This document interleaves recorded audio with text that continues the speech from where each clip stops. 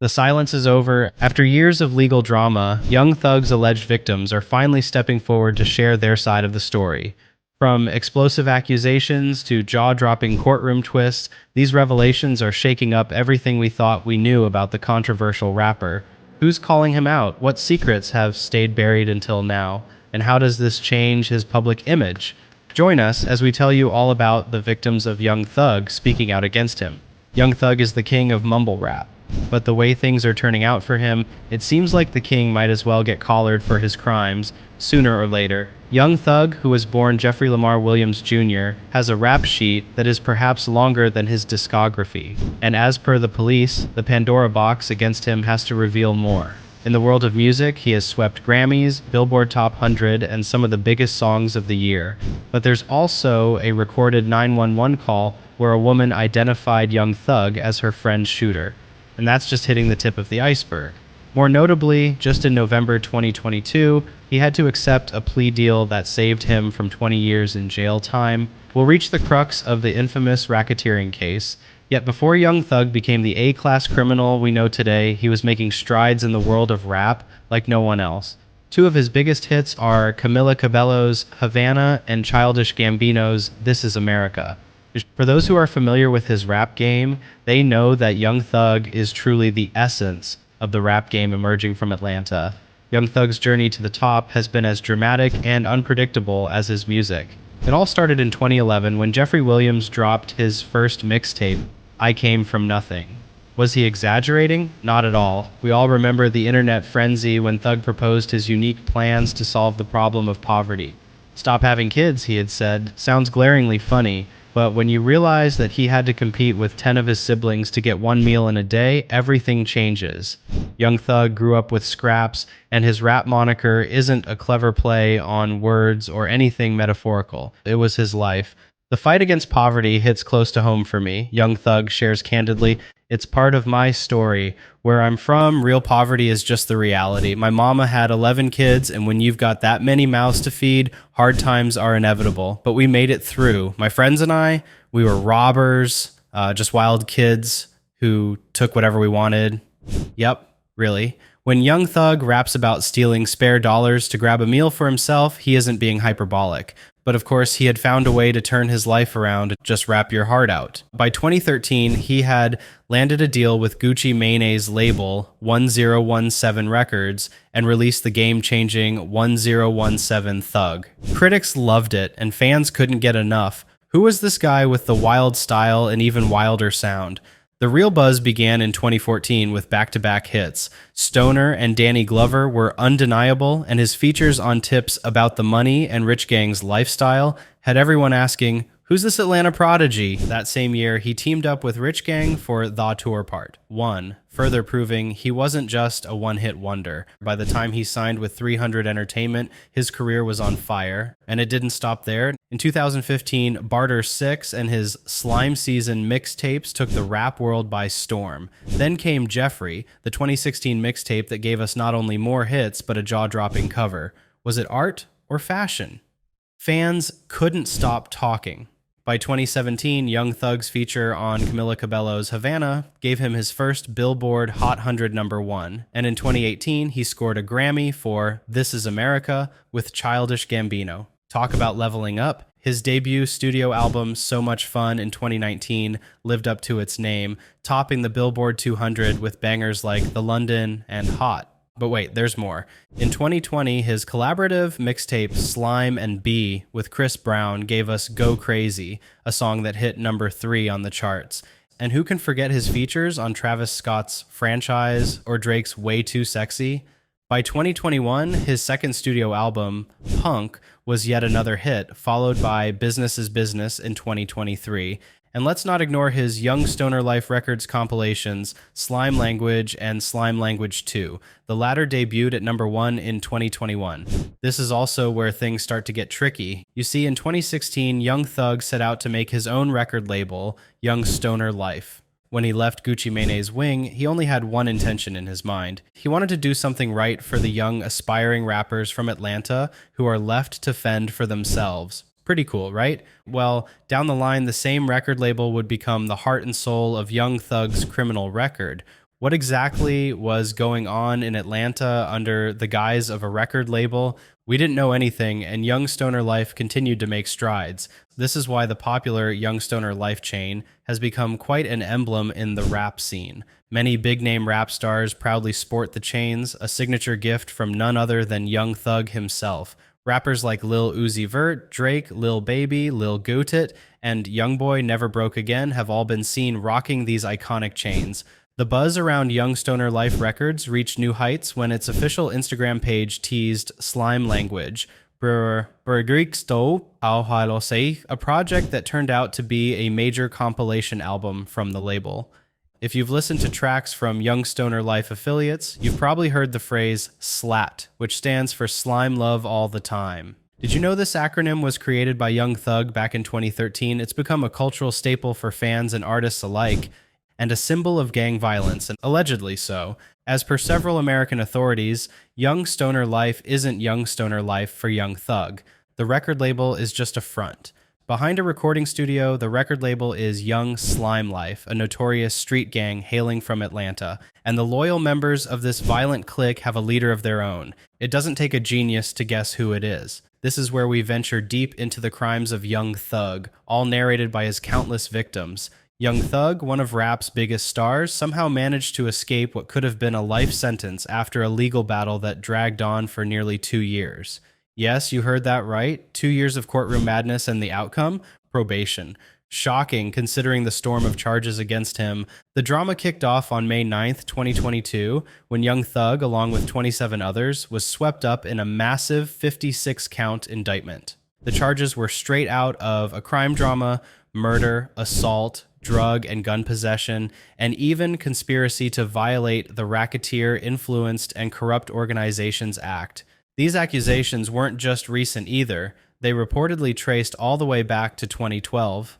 Prosecutors painted Thug as the leader of Young Slime Life, which they alleged was not just a music label, but also a violent street gang with ties to the Bloods.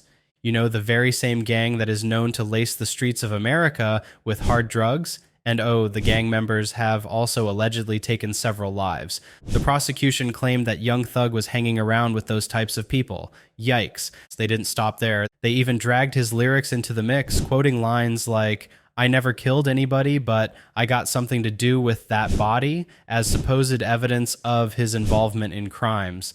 Oh, and let's not forget the social media posts and Young Slime Life branded clothing that prosecutors claimed doubled as gang propaganda. A whopping 182 incidents of gang activity were cited, with Thug himself facing charges of conspiracy to violate RICO and criminal street gang activity. But here's where it gets dicey. Much of the case against Thug rested on his lyrics. Yes, you heard that right, his music. Prosecutors argued that his songs were basically confessionals, detailing murder plots and gang ties. Thug wasn't having it though. He clapped back saying, "I always used my music as a form of artistic expression, and now I see that black artists and rappers don't have that freedom." A key figure in this drama was Kenneth Lil Woody Copeland, a former associate of Young Stoner Life who had a knack for getting into trouble. Woody, who'd been arrested multiple times, once for bringing an assault rifle to a gym no less, reportedly spilled the beans on his gang to avoid harsher penalties. He fed investigators juicy tidbits about alleged murder plots linked to Thug, but as we'll find out later, his credibility was questionable at best. Meanwhile, Thug's close friend and fellow rapper Gunna got caught up in the mess too. After being arrested with drugs and guns during a traffic stop, Gunna eventually accepted a plea deal. He admitted YSL was a gang and a music label, but insisted he had no plans to testify against Thug. The internet exploded, labeling Gunna a rat, though he denied ever cooperating with authorities. Talk about messy. By the time the trial began in November 2023, only 6 defendants remained from the original 28. Most had already taken plea deals, but even getting to trial was a nightmare. Jury selection alone dragged on for over a year, with thousands of potential jurors dismissed for bias or personal issues. And when the trial finally started, chaos took over. There were bizarre courtroom antics you'd think came straight out of a television drama. In January 2023, prosecutors accused Thug of receiving drugs, yes, drugs, in court. Surveillance cameras caught a co-defendant handing him Percocet pills during the proceedings. Thug's lawyers claimed he had no idea what was happening and handed the pills over immediately. The co-defendant, however, swallowed more contraband and had to be hospitalized. If that wasn't enough, Thug himself fell ill in court on May 11th, 2023, with his lawyers blaming sleep deprivation from long hours and early wake-up calls. Then came the lyrics fiasco. In November 2023, Judge Ural Glanville ruled that prosecutors could use Thug's lyrics as evidence, a move his defense team argued violated free speech. The judge disagreed, saying, "They're using the songs to prove other things your clients may have been involved in." 17 song lyrics were submitted as evidence, initiating a huge debate over artistic freedom versus legal accountability. The courtroom chaos reached new heights when a 911 call from 2013 was played, implicating Thug in a shooting. And that was the first time we heard one of Young Thug's alleged victims. An unidentified woman reported in a 911 call that some individuals visited her home to inform someone known as Young Thug had shot her that a mutual acquaintance. However, she admitted she had no idea who that person might be. "They came to my house and told me that the guy who shot somebody's name was Young Thug, whoever that's supposed to be," the woman stated during the call. She also clarified that she had not witnessed the shooter during the incident. Then came testimony from an alleged Young Stoner Life co-founder, Tick, who claimed the label started as a music group but later evolved into a gang. Things weren't looking good for Thug, and many thought he was doomed. But wait, there's more. Woody, the prosecution's star witness, turned out to be a disaster on the stand. He admitted to fabricating stories about Thug to get himself out of trouble, even inventing fake names like Lil Mike and Cuz. At one point, when asked how old he was, Woody sarcastically replied, I quote, "The jury was floored and so was the internet. Clips of his testimony went viral, with people calling him out for his ridiculous behavior." The trial hit another snag when Woody admitted to providing a car used in a 2015 murder. Despite being granted immunity, his refusal to cooperate led to his arrest for contempt of court. Meanwhile, Thug's lawyers discovered a secret meeting between the judge, prosecutors, and Woody, prompting them to call for a mistrial. When Thug's lawyer, Brian Steele, refused to reveal how he found out about the meeting, he was arrested for contempt but avoided jail time after filing an appeal. Drama, drama, drama. Finally, on November 31st, 2024, Thug struck a plea deal. He pleaded guilty to 6 charges, including gang activity, drug violations, and firearm possession. Though he faced a potential 120-year sentence, the deal brought it down to 20 years, with 15 on probation. The terms? Strict. He's banned from the Atlanta metro area for 10 years, has to do 100 hours of community service annually, and can't use gang-related language in his music. Thug vowed to change his lyrics, saying, "I promise you I'm 100% changing that. Entry mark." Now, Young Thug is free but walking a tightrope. Whatever comes next, you can bet the world will be watching. Many thought the trial was, a mistrial, and that Young Thug deserved jail time. Legal matters are complicated, but somehow the rapper got off very easily. His defense team truly did wonder, and it was also true that the prosecution case was falling apart. Shockingly, Young Thug got a lot of support from his rap scene brethren during the trial, but low-key, a part of the internet had effectively canceled the rapper. After all, this wasn't his first run-in with the law. In 2017, Young Thug became a wanted man. Thug, who had been gearing up to hit the road with Future that spring, found himself at the center of some serious drama after being accused of slapping a woman outside Atlanta's Palace nightclub. According to a police report obtained by the media, the accuser, 27-year-old Valerie Raven, claimed she got into a heated argument with Thug's fiancée, Jerrica Carlay. Things allegedly escalated when the rapper himself stepped in, reportedly striking Raven on the left side of her face. There were also rumors that the rapper had spat on her. Raven, also known as Akbar, told authorities there were plenty of witnesses to the altercation. However, by the time police arrived, both Thug and Carlay had already left the scene. Adding fuel to the fire, videos of the verbal spat quickly began making the rounds online. While the footage didn't capture Thug actually hitting Raven, a voice in the background could be heard saying, "She finna get paid," sparking speculation about a potential lawsuit. News reports later revealed that Raven had officially filed a battery report against the rapper. However, Young Thug was nowhere to be found. The police wanted to question him, but it was obvious that the rapper had taken off with one of his associates. Later, all charges against him were dropped as the police couldn't find any evidence.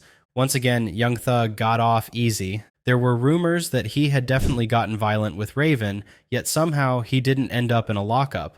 But then came a time when Young Thug's luck ran out. Young Thug found himself in the spotlight yet again in April 2017 when gun and drug charges stemming from a raid at his Sandy Springs, Georgia home were unexpectedly dropped. The rapper had originally faced serious accusations, including felony cocaine possession, felony marijuana possession, and 3 counts of felony gun possession. However, his legal team swooped in, arguing that the police had searched without a warrant. Their argument proved successful, prompting the district attorney to drop all but one charge: felony marijuana possession. But the legal drama didn't stop there. Around the same time, it was revealed that Thug was being sued by Heritage Select Homes, who claimed he owed nearly $2,200,000 in unpaid house payments. The entire fiasco was odd. The rumor suggested that perhaps Young Thug was broke, but he was photographed giving expensive gifts to his friends, so he definitely had some spare cash around in his methamphetamine, hydrocodone, and marijuana. The charges didn't stop there. Arrests flaring to the saga of Young Thug's legal battles.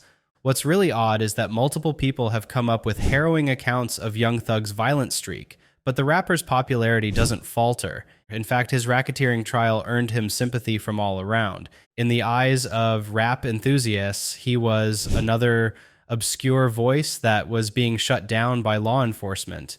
Even though authorities showed enough evidence of Young Thug's street gang activities, nothing really stuck. Now he is back in the studio, ready to spit bars about the trial that led him nowhere. Thanks for watching, and we'll see you soon.